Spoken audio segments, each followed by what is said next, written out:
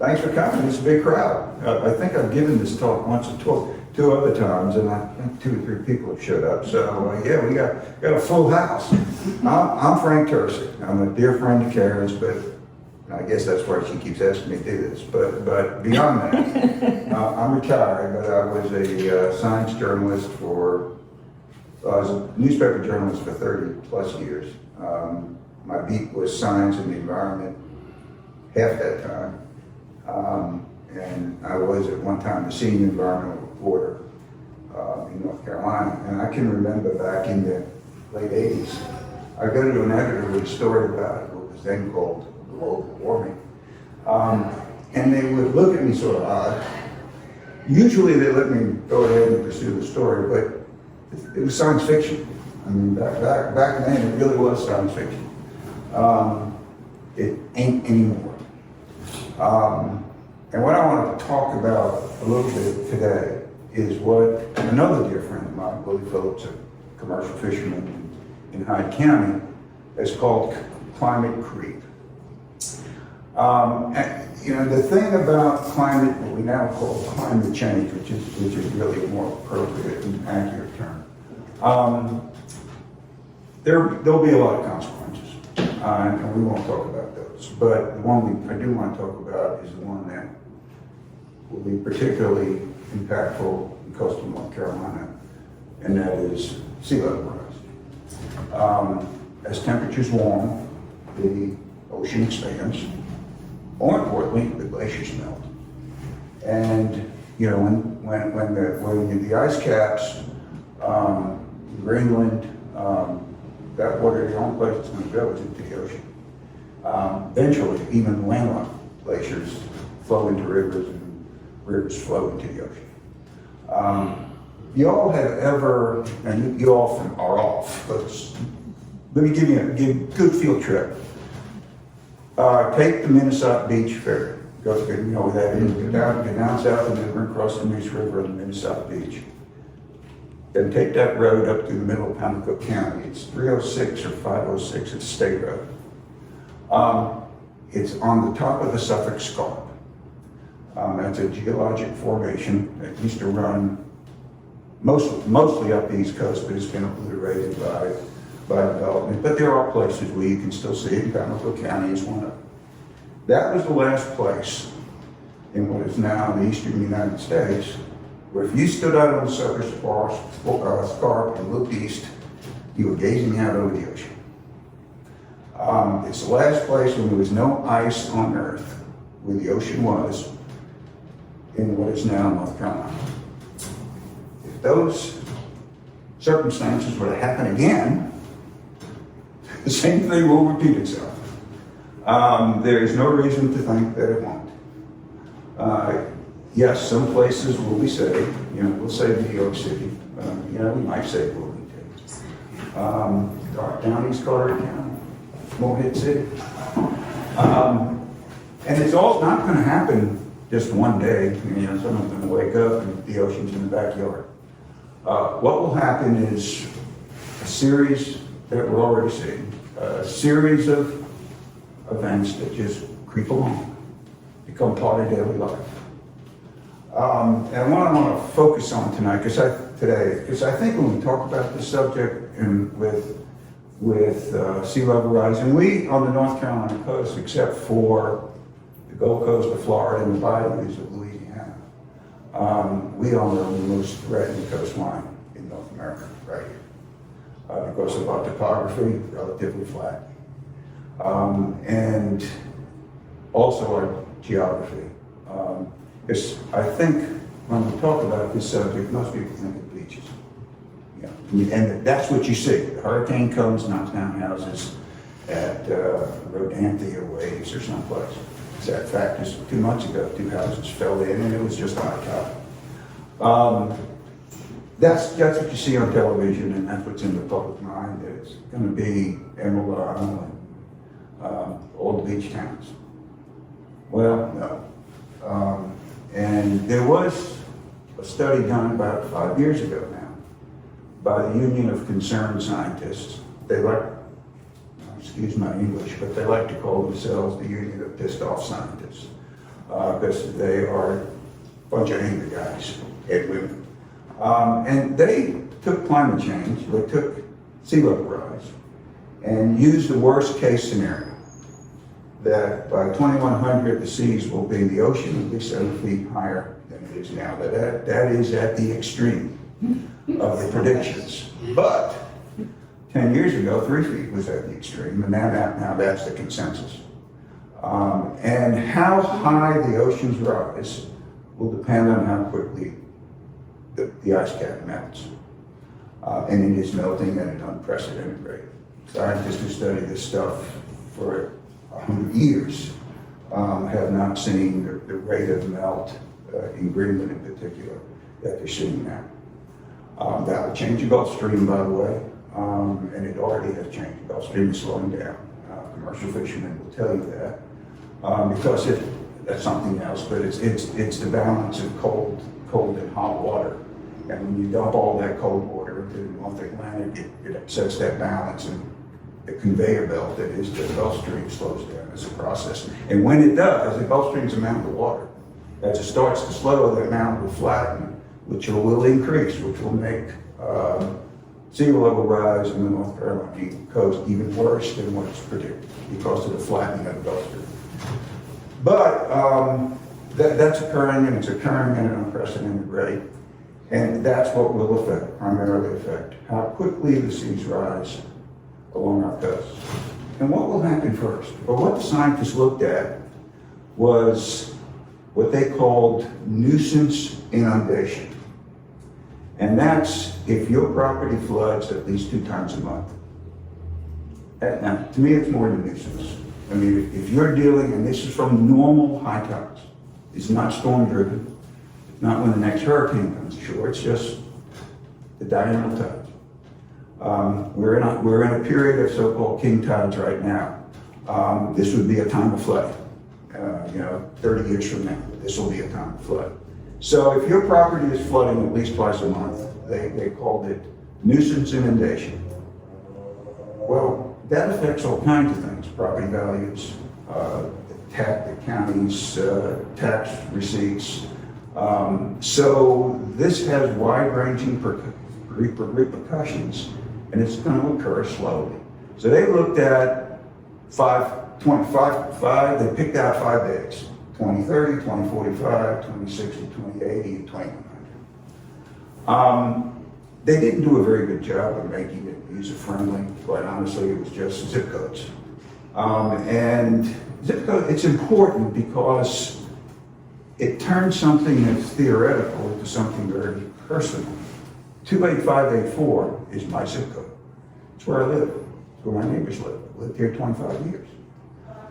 So when I look at the numbers and see by 2050, a third of the Swansboro tax, and I also sit on the town council of Swansboro, I see a third of our tax base being eroded by this nuisance flooding. That means something. It means something to me.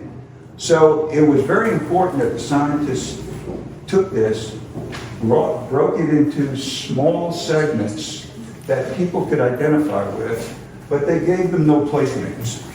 It was just a bunch of numbers. So I went through there and actually put names: Marshallburg, Lewiston, Swansboro, matched them with the zip codes, and then wrote a story about this for Coastal Review, which you can find online, and I can give you that web address, which actually has all the numbers broken down by local zip codes. When I say local, it's coastal North Carolina zip codes, so that someone looking at it can see immediately it's their zip code or the adjoining zip code. Look, that's what you all were talking about down east.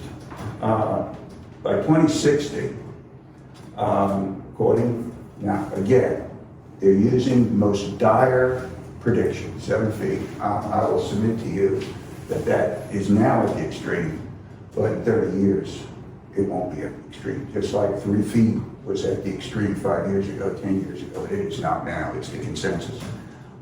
Because to prevent, well, we're not going to prevent it. My view is we're not going to be able to prevent it. We may be able to modify it, but it will depend on what we do now on controlling those emissions, the carbon that is generally the major culprit culprit in all this.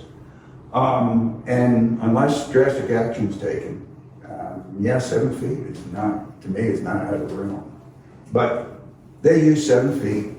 They also did not, and they used current housing base and current population. So they didn't try to insert any predictions about what the population of Swansboro will be in 2050. So as you move forward, these predictions are going to get even more conservative because there will be population growth. Your housing values are going to go up over time. So what now is $1 billion, what they estimate to be $1 billion in losses, could actually turn out to be $2 or $3 billion when it's over with, depending on population growth in those zip codes. So those are the caveats. But in 2060, 50% of housing in Williston, Marshallburg, they're going to be flooded twice a month.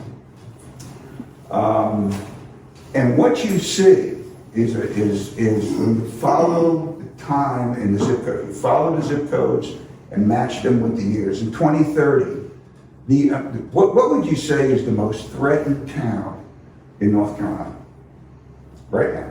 Sea level? From this effect of sea level. It's sea level rise, but this is going to be the early effect where the tides are actually occurring to flooding. Not storms, not heavy rains, but just tide. That will be the first. That's going to be the first in the series of more serious consequences as we move on. But the first will be that normal tides are flooding your house, according to the scientist's definition, at least twice a month.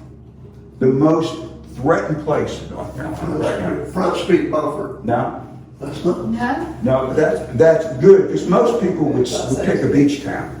Yeah. You know, let's say Nags Head, or Waves, or Rodanthe, or someplace. Lowland is really low. Stumpy Point. Stumpy Point's mainland Dare County. It's 30 miles from the ocean, but it backs up to Pelican Sound. And you go to Stumpy Point, and I just was through there a couple of months ago, and Terry and I were talking about this earlier, what are called ghost forests. And those are just part of the world pine forests that were a healthy pine forest 10 years ago. They're now just dead. They're just gray hulks of trees. And saltwater intrusion, the salt table has creeped up to the point where most pines cannot live in salt water. They die, and they create these forests of stumps. And on 264, going through Stumpy Point, there are miles of these ghost forests, which is really the very first sign. You know, the trees are the first. The trees are the so-called canary in the coal mine. Next will be the human population that's living around those trees. Stumpy Point, because it is, I don't know what its elevation is, but I'm sure Stumpy Point is a couple of inches, if at most a foot, above normal high tide. It is the most threatened place by 2030, and that's 8 years from now. Almost 50% of the houses in Stumpy Point will be affected by this monthly flooding, twice a month flooding. And what you see as you go through the time frame, by 2050, more and more inland communities on these low-lying down east North Carolina, Hyde and Terrell counties in the northeastern part of the state, the whole Albemarle-Pamlico Peninsula, which is, you got a map, but it's that knob that sticks out that has Little Washington, Williston, 264, 64, Little Washington down here, and it is this peninsula between two rivers. And it's very low lying, and a lot of those communities right now are very, very threatened. It's only until about 2060 where you start to see the beach, you start to see the collapse of the outback.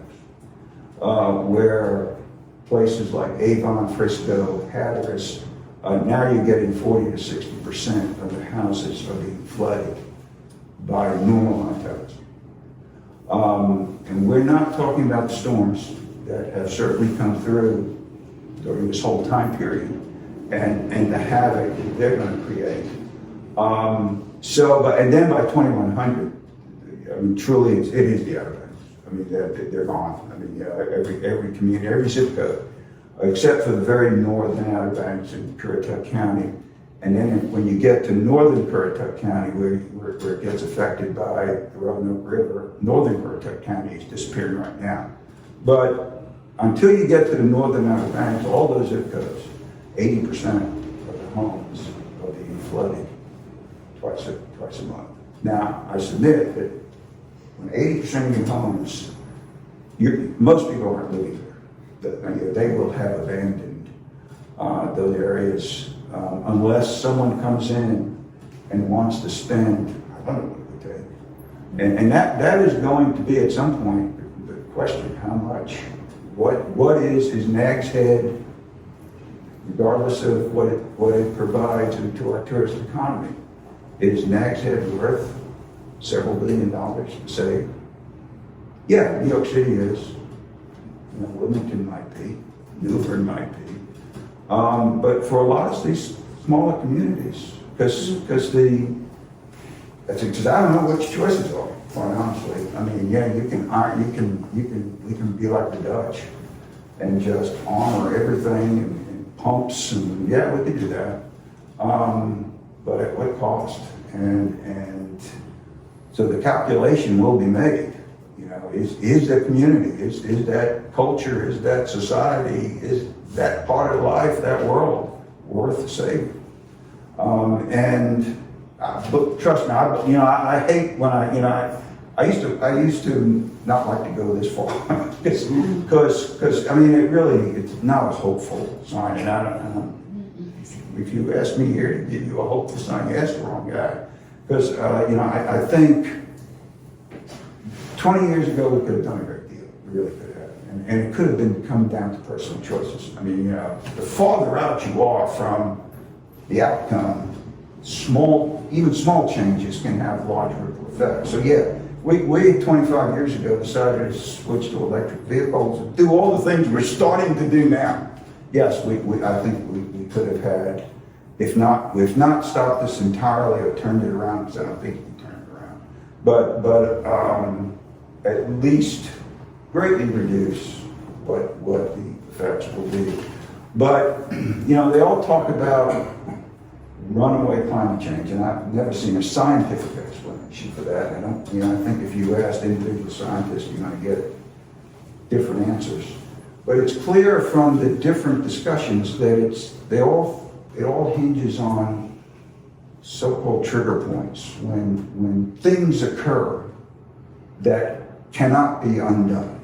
When natural triggers occur, and we've surpassed a couple of them already, and they're going to start getting compressed. As we move farther along here, there will be these other natural triggers. If the Gulf Stream slows down, and it has already slowed down, that's a trigger. That is a sign that the immense natural forces that create the Gulf Stream, this balance of cold water and hot water, the Gulf Stream's a conveyor belt. It moves warm water from the tropics to the North Atlantic, where it gets mixed with the cold water, comes back down again, and it's a loop. When that is getting disrupted, and it has happened in the past, and it has led to ice ages in Northern Europe, because that's what moderates their weather. So I think you will see great anomalies while the rest of the world warms. It could very well be that England, Germany, northern France have extremely cold winters because one of the main makers of their weather, the Gulf Stream, has either stopped entirely. And what that would mean for fish migrations and then the commercial fishing and all the rest that depend on these natural cycles, if that all gets disrupted. So that trigger has been passed. The Gulf Stream is slowing down. Now it's just now a matter of how much more ice melts, how quickly will it either slow down some more or just entirely collapse. And that will probably take 100 years. While all this is going on. So, but you can't undo that. That is, and as we reach these natural triggers, we get to a point what scientists call runaway. And you throw all their computer models and everything out, just throw it out the window. Because now you're truly in the realm of the scientifically unknown. There used to be arguments about this, and when I used to do this, I would tell people, if you didn't agree with this, fine, but I'm not going to argue with you about it. It's like arguing whether the world is flat. It really is. And if you want to sit and listen, you got to ask questions. Be glad to have a conversation with you, but I'm not arguing with you. I very rarely see that anymore. Even on our county council, which bless their hearts, they're normal, small town, southern town council. They've heard about this stuff, but they don't really understand it. But there's not even a lot of this. I don't see the sort of pushback that I used to see just 10 years ago. Why? Because people see it happening. It's happening. Yes, ma'am. So I think for down east, and that's all I know, and Tommy can throw in, I think Florence, even though hurricanes are a spin-off of the whole climate changing process. Hurricanes have been part of our community for a long, long time. But I think Florence itself brought flooding in so many places that had never been flooded before. And had it not been for Isabel in 2003, there would have been even more flooding. I think Florence changed the conversation. I agree with that. Yeah, I do too. Yep, I agree with that. I know it did down east. I heard people say in sea level rise a lot more relaxed in a way. Now the pandemic now has kind of hushed everybody. Everybody's dealing with that. But I know Florence in 2018, and then when Dorian came full blast this direction, and everybody went into a mild form of PTSD while they tore up Ocracoke. I think those occurrences have been major conversation changers. But I still think that, when you talk about this, how many people down east, whether they just got here or they've been here forever, how many people are thinking about it? How many people are doing something about it? And if you wanted to do something about how you adapt, because you're not going to change it, what are the options? I keep asking somebody, okay, well, you can raise your house, but if the tide takes the ground under it, then you're living in a marsh and you're going to need a boat to get to it. And what are you going to do with the septic system? And that's all part of this. We talk about this flooding, but those of you on septic tanks, as the hot tides get higher, they exert pressure on the land, and hydrostatic pressure, and it pushes up the water table. You got this huge ocean pushing up against the land, and that pressure raises the water table. So most of y'all on septic tanks did so on the regulations that said, you needed so much freeboard between the bottom of your septic system and the height of your water table. Well, now the water table's up here. So your septic system's not working anymore. Most of us drink water that is pumped out of the ground. I don't think a lot of people are on private wells anymore, but all our public water supplies are on private well. Well, you're only in a slightly worse situation than I am, because the water I drink comes from a well. It just comes from a big public well. Well, again, that water table is going to rise, and there's going to be more salt water in that water. So now this freshwater aquifer that me and thousands of neighbors rely on is not going to be drinkable. And we'll have to go to desalination. There's no doubt about it. And it's done, not routinely, but they do it lots of parts of the world. It's expensive. Israel does it. I think that's probably most of the drinking water. But it's expensive. And so we will see, I now pay, $50 for water in sewer. I'm on public sewer, and I pay $50 or $60 for water in sewer. Who knows what it'll be in 30 years. So all of that starts affecting whether the place is habitable. if your house is getting flooded twice a year, what's it worth? What would you expect if you decide at some point, I'm not doing this anymore, and I'm gonna go live close to my son, wherever? Well, what's your house worth? So then, the our whole society is all, trust me, as a town councilman, I know how ingrained, small town government and finances, how close it is related to property taxes. If my property tax rate fell apart, well, there goes the fire department, there goes the police department, two major sources, 60% of the money we spend on them every year is on fire and police. Gonna have to jettison them. So the effects on all this, and yes, if we had taken action 20 years ago, we certainly wouldn't be in the position we're in now. And I'm not hopeful, I'm really not, and I hate to be so. I almost wore a shirt today, but my wife, my dear wife, talked me out of it, and it said, "I'm not an optimist. I'm just a pessimist with experience."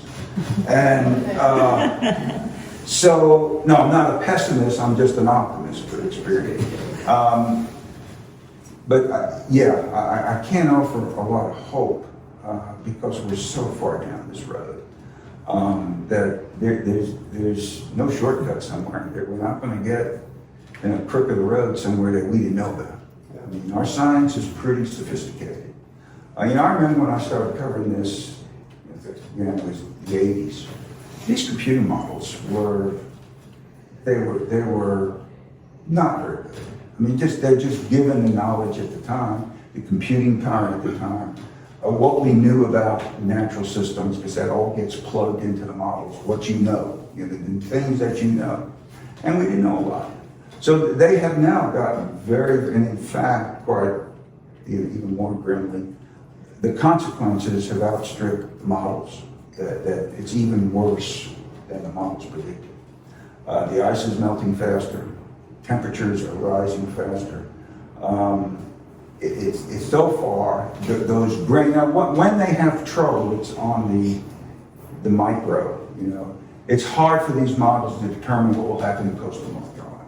Once you start getting into a very small regional level, the macro forces that these models rely on now, they can't account for a small area as compared to the world. So as you find out, and that's where the debate is. The debate in the science, that's where it is. It's not about what's causing this or why we are where we are. There's no scientific debate about any of that. It's now, well, what will happen when we pass this trigger? We see we're now reaching the realm of known science, which means those models start getting less and less predictive because you really don't know what happens when the Gulf Stream slows down or stops. I don't know. I mean, and so, it's happened. It has happened. But, there wasn't scientists with a stick measuring it when it did. So we're now reaching, as we get past these natural triggers, we're going to reach a point where we're now truly the runaway. That's what they're talking about. We don't know. Now you've surpassed, but we're at a point that we can't predict because this hasn't happened before. Not with a human society. And it has happened, but there wasn't this sophisticated human society that hinged on the outcome. I've talked enough, I've probably depressed you enough. If you got questions, I'll try to answer. I'll make a comment. I'm 75, grew up in Davis Shore. My wife's from Stacy. We've got some property there from her parents, and it's low. I remember when I was, I think 7, when Hazel came through, and my daddy, waist deep in water outside the bathroom window, had his mother a bucket of water to put in the back of the commode.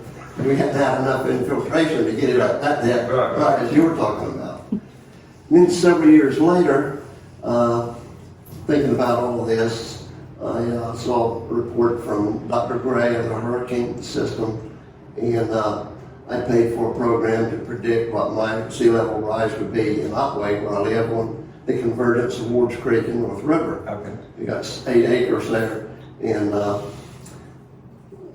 we chose the highest land we could find. There's Indian campgrounds that were located there. We found bones and pottery and things of that nature.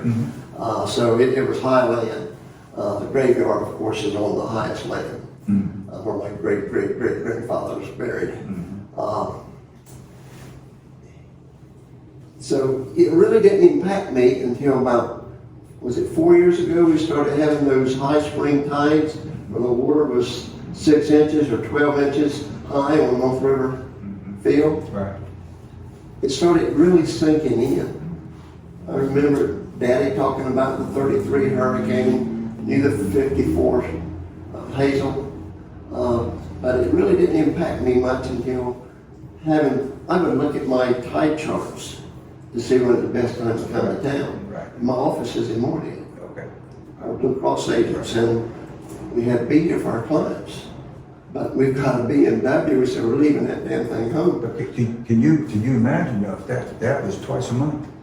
You had to consult the tide charts twice a month to see if you can get home. Yeah. Even, what, 2 weeks ago, we had that high time? Yeah. I was looking at Now the it's tide charts. Facebook.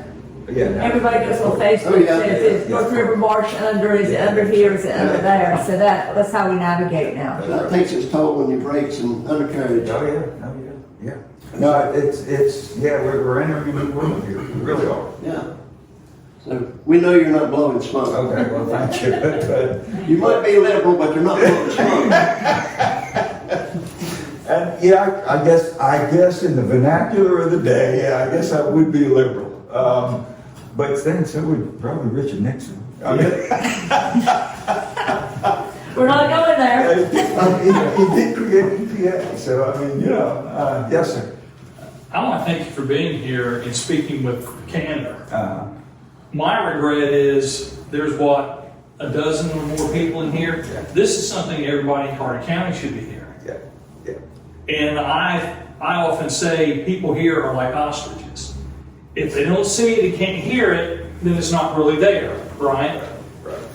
And this is an issue that affects everybody in this county. Everybody. I don't care who you are. Sitting here listening to you, I thought, well, it's good news, bad news. The bad news is these things are happening. We've got the scientific evidence to show that they're happening.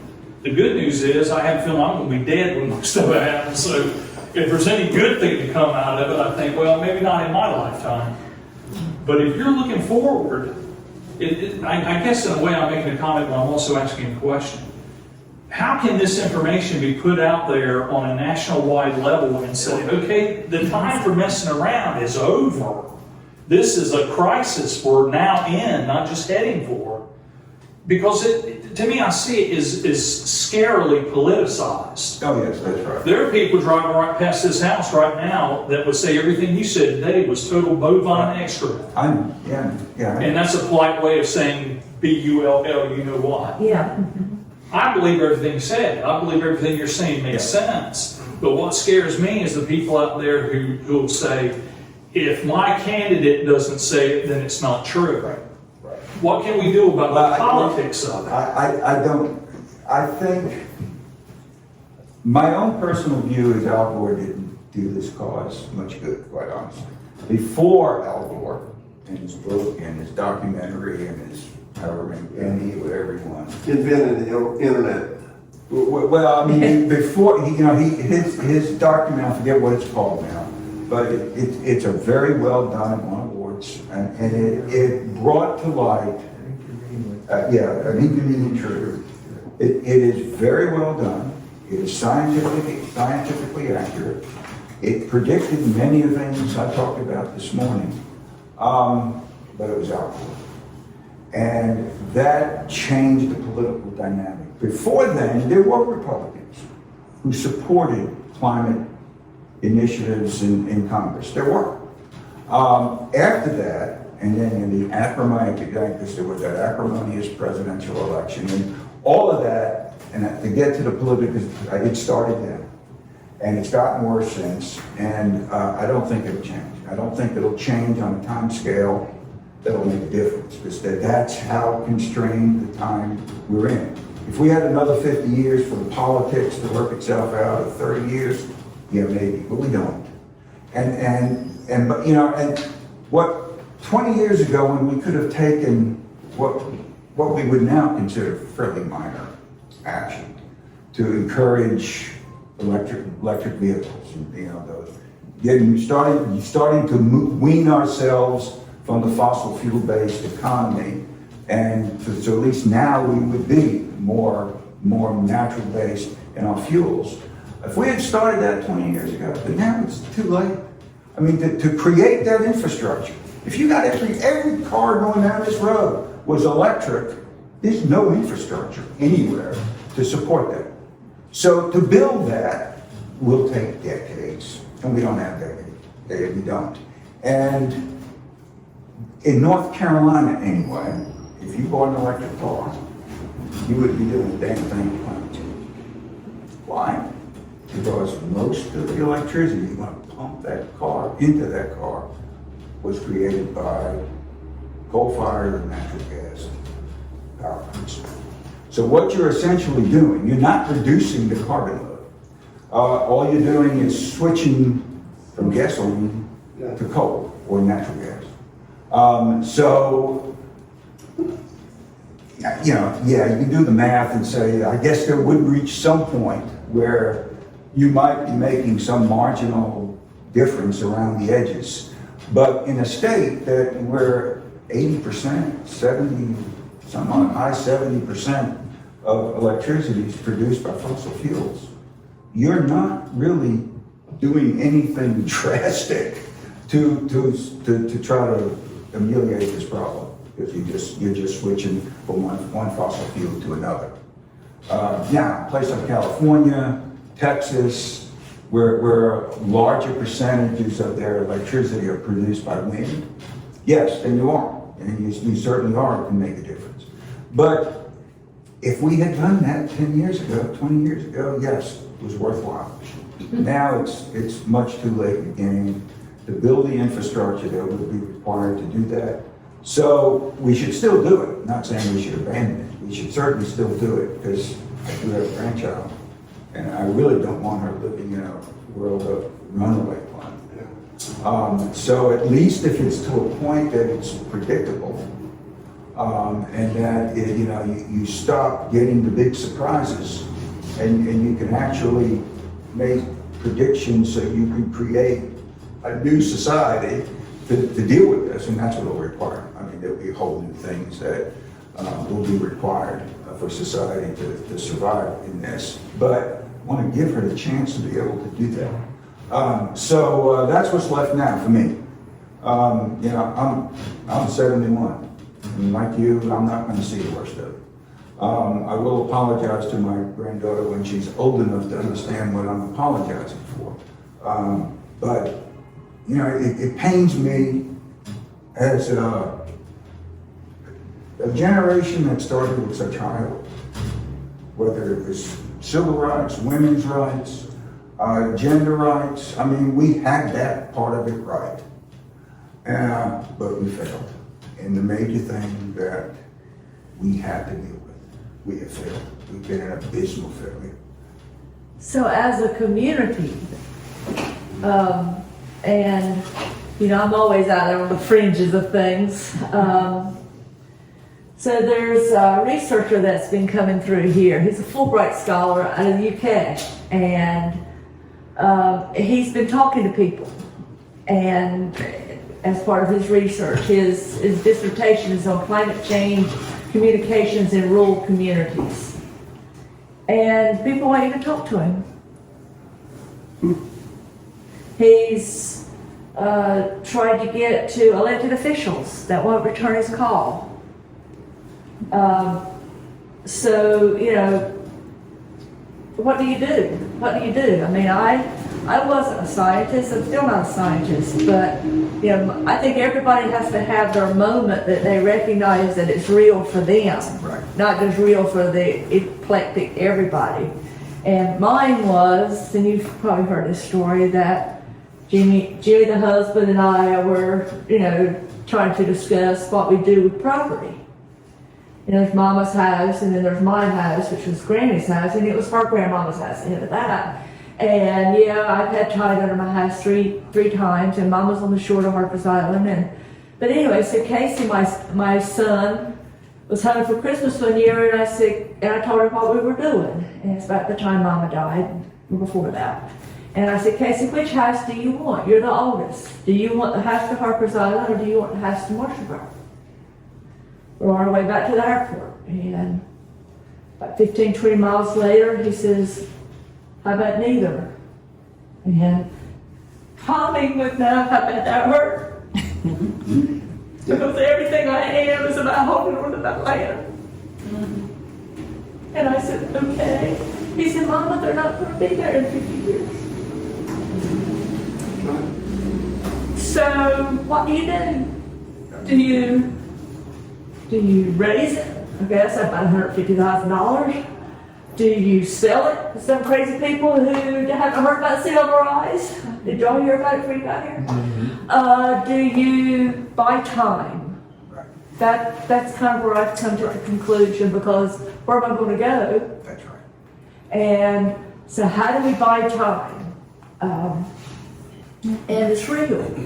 And we are in a county, and don't know, I don't care, you could call Eddie Bone and tell him I said it. We're in a county that don't care, don't believe it. And very vulnerable. Here. A very vulnerable. Huh? community. Here, you're absolutely They right. don't care. The response I've gotten when I've asked questions is, well, we're going to clean up when it floods.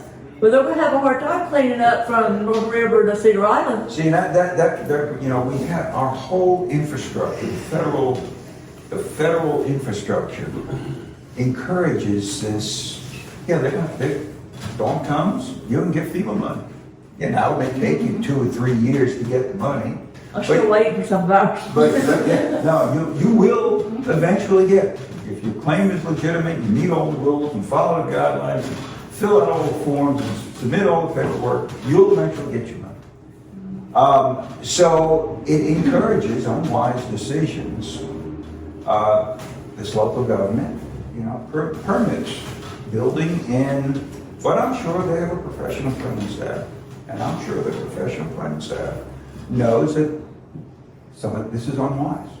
Planning staff doesn't make the rules. No, they don't, but They can only recommend. that you're right, but commissioners cannot claim total ignorance. Just as my board can't claim total ignorance. You hire people who know about these things. Now, if you choose not to learn about them, not to ask the people who you have hired to do this, then that's your fault. That's the only point I'm trying to make, that just because you can't claim you're ignorant, not if you're a county government or a local government of any size, because you do have professional planning staffs that know about these issues. And you do have some rules like the federal flood program, which requires certain freeboard. And that has gone up over time and will continue to go up. So the planners know this. They know generally that there are places down east that are not wise, or even right on Emerald Isle, doesn't have to be down east. It could be Emerald Isle, Parnell Shore, or Atlantic Beach. That it's not wise, but the rules allow it.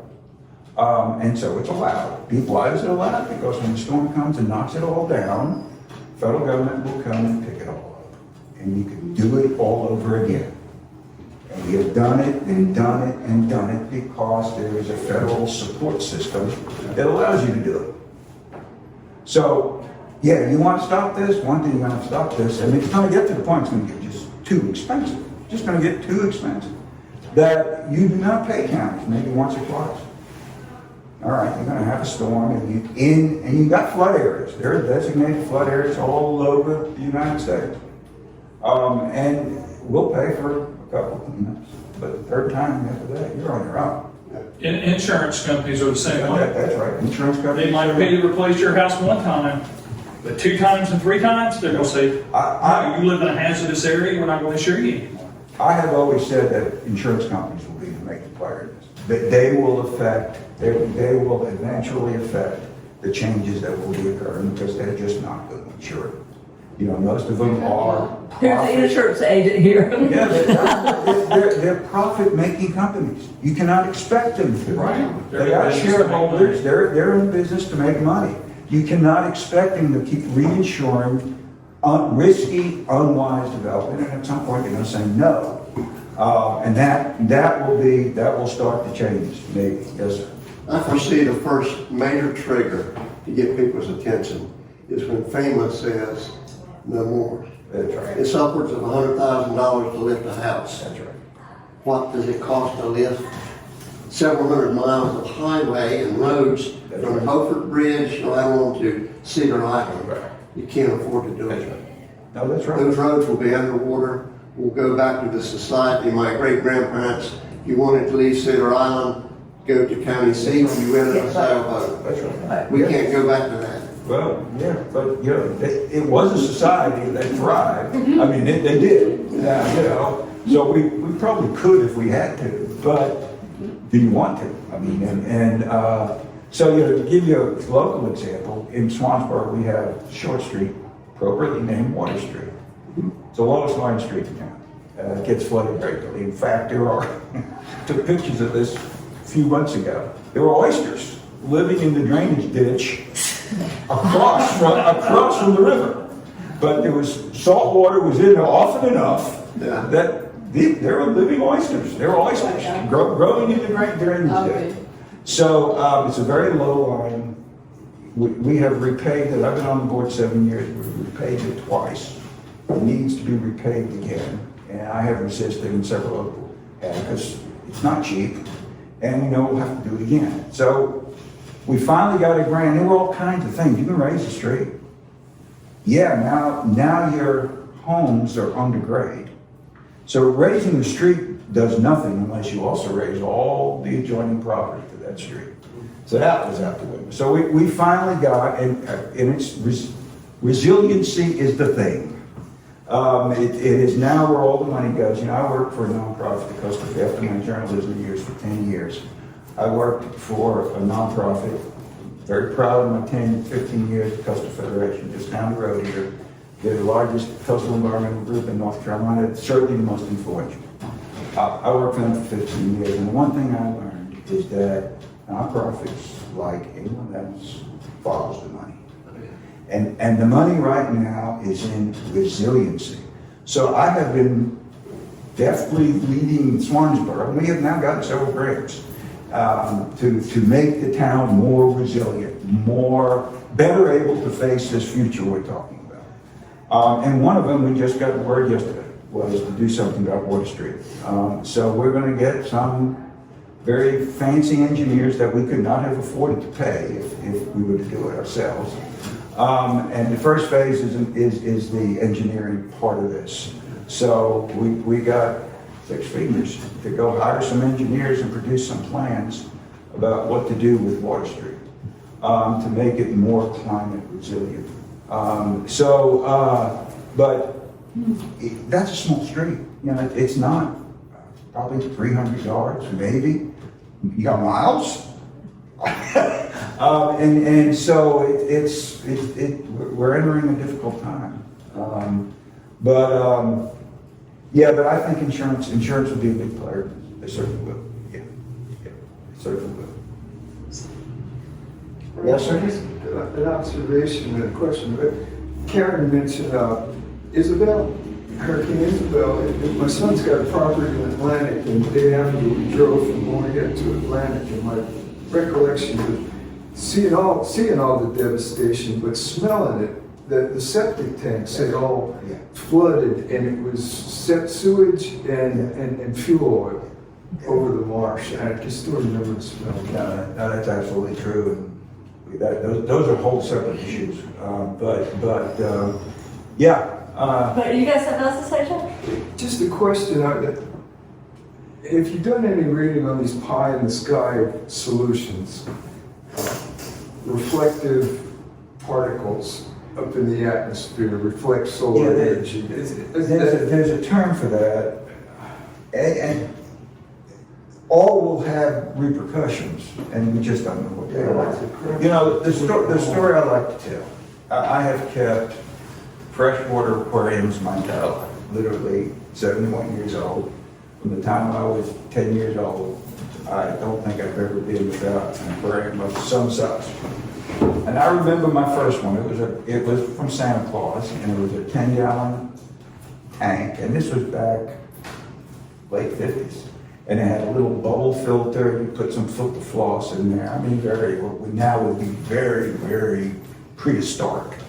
And I went to the fish store as soon as they opened after Christmas, and the guy sold me 20 fish with a 10-gallon tank.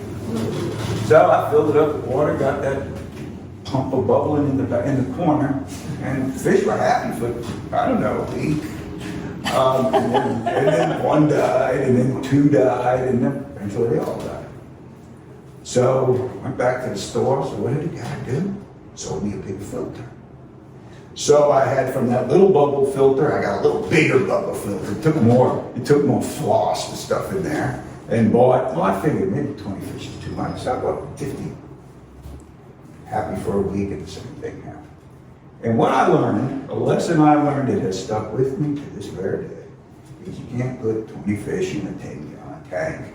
And no matter what you do, whatever technological fix, to get to your question, that you shove in there, it's better not to put the 20 fish in the tank in the first place. So that's my sense on these marvels that science is going to come up with and get us out of this. I don't think it can happen, and any technique they try, and there are lots. I mean, there are lots that have been discussed. I don't know if any's actually been tried, but everyone recognizes there will be some repercussion. You know, if you start adding water droplets and doing all these things, you're going to have an effect on something, and what it is, no one knows. When you start trying to mess with grand meteorological forces, the effort would be massive, it would be very expensive, and who knows what, it may do what you want it to do, but who knows if it'll do anything else. And it's that unknown that has caused people to, particularly scientists, to step back, because you could be going someplace you really don't want to go. But I don't think there'll be a technological fix for this. I really don't. I really don't. Have I depressed you enough? I'm sorry. Fairly. I'm sorry, but I don't sugarcoat it anymore. Yeah. I have a 9-foot elevation, You have what? a 9-foot elevation. Well, that's not How terrible. long is that? That should last a while. Yeah, no, that's not terrible. No, that's not terrible. I'm 19 You're 6 foot. foot, you said, right? How much? How much you? 6. 6.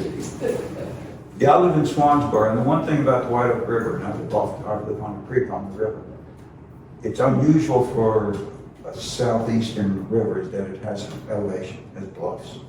And there's some really nice bluffs that are now filled with houses. But I happen to, where I live, I got 19 feet in the backyard.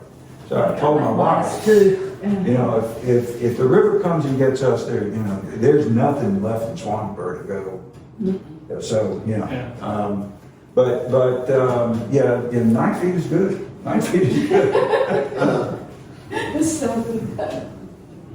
Well, thank you all. If you have any other questions or. I wanted to tell you about that.